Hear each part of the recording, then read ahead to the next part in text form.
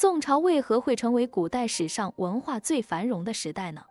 赵宋王朝起始于公元960年发生的陈桥兵变。1253年以后，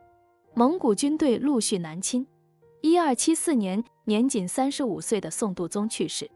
长子赵显即位为宋恭宗。此时，宋朝的统治已经进入瘫痪状态，一直到1276年，宋恭宗被元军俘获，南宋即告灭亡。从960年到1276年，两宋共历18帝。相国319年，宋朝虽然在武力上不行，但是在文化上却历来被人推崇。那么宋朝为什么会成为古代史上文化最繁荣的时代呢？第一时代变迁促使了文化昌盛。唐宋之际，中国历史经历了一次巨大的变革。在唐末5代以来战乱的打击之下，至宋代魏晋以来的氏族门阀终于退出了历史舞台，庶族和地主的地位上升了。这种政治结构的转变，使文化开始摆脱世家大族的垄断，逐步普及到更广阔的社会人群，从而这就为文化的发展提供了肥沃而深厚的土壤，也注入了新的活力。经济方面，随着均田制的瓦解，土地私有制占据了主导地位。同时，由于商品货币经济的发展，经济因素在社会各个领域的影响力逐渐增强，这为私有制经济的发展也提供了较大的空间和自由。正是因为社会政治和经济的结构变迁，这一时期的社会心理和价值观也发生了巨大而深刻的变化，人们的个体自由意识大大加强，从而也直接推动了宋代文化的发展。第二，宽松的文化政策。文化的博信必以宽松的文化政策为条件。中国从秦始皇建立，中央集权制度开始就存在文化专制主义。秦朝焚书坑儒，汉代罢黜百家独尊儒术，以及其后的三武一宗毁法灭佛，无不是文化专制主义的体现。然而宋朝建立之后，统治者确立了儒释道三家并行政策，对于思想学术文学艺术领域的各个流派多采取宽松态度，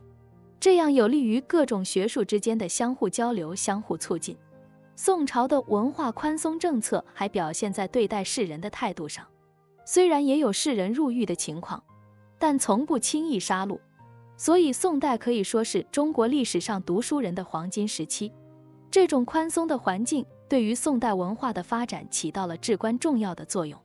它有助于知识分子施展才智，充分表达自己的意见，进而百花齐放，百家争鸣。正是因为士大夫有了创作和言论的自由，其主动性、创造性都得到了充分发挥。第三，经济繁荣推动了文化发展。宋代的农业、手工业、商业相比于前代都有了长足进步，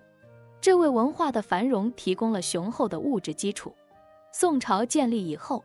采取了轻徭薄赋、奖励生产的政策，这带来了生产发展、社会稳定、百姓安居乐业的良好局面，一扫唐末5代的颓败之风。金代学者梁启超曾经说过，无论什么时代，到了后世，教育的中心在重要的书院，书院里的发达又是靠地方上的负担能力，地方上越富庶，教育则越振兴，人物自然也就越多。江苏、浙江两省在南宋以后成为中国文化的中心，这与两省的经济史有着密不可分的关系。这个言论就深刻揭示了经济发展与文化繁荣的内在联系。宋朝自太祖卑9世兵权开始，采取重文轻武的国策，对士大夫尤其重视，导致了文人在宋朝的地位超过了任何朝代。宋朝以文治国的国策使得文化繁荣，出现了三苏、欧阳修、范仲淹、李清照等名家。欢迎关注我的频道，这样就不会错过更多精彩内容。